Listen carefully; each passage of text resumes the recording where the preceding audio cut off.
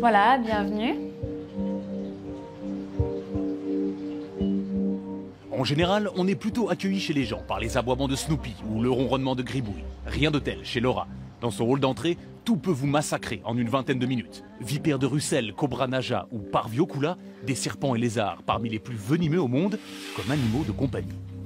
Alors Turbine, c'est une vipère du Gabon qui se cache dans les feuilles mortes. Donc on voit, elle a un petit peu les mêmes couleurs.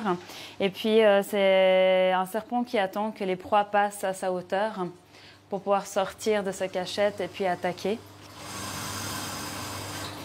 Par chance, Turbine a déjà mangé sa ration de poussins aujourd'hui. C'est un peu plus compliqué avec Annabelle, un monstre de Gila, visiblement dérangé dans sa sieste. Donc ça, c'est un Eloderma suspectum. C'est un lézard venimeux. C'est un lézard que j'ai reçu pour mon anniversaire il y a quelques années. Sa morsure elle est extrêmement douloureuse. Il y a un dicton qui dit aux États-Unis, on ne meurt pas d'une morsure d'éloderme, mais on aimerait bien. Leur passion pour les reptiles est loin d'être une chimère. Laura et son compagnon ont dû obtenir de nombreuses autorisations et même passer un permis. Mais ces rampants un peu sournois, indomptables, aussi redoutables qu'élégants, en valaient bien la peine. Un chien ou un chat, c'est vrai que voilà, on peut l'apprivoiser. Avec un reptile, c'est plus le contraire, c'est plus nous qui devons nous adapter à eux. Il y a une diversité de couleurs, de dessins, de formes, des caractères différents qui sont toujours intéressants.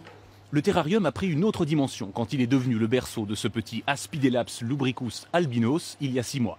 Un phénomène rarissime qui a rapidement excité les convoitises. Laura a refusé des offres de plusieurs dizaines de milliers de francs par peur de manipulation génétique.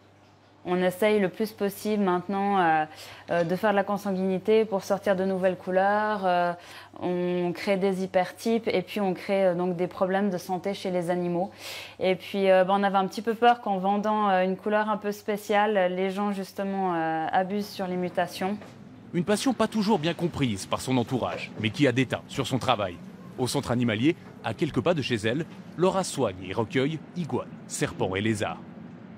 Et ils sont de plus en plus nombreux à ramper, siffler ou parader avec leurs écailles colorées. En Suisse, 100 000 reptiles environ peuplent les terrariums des particuliers. Un peu plus de 700 sont abandonnés chaque année.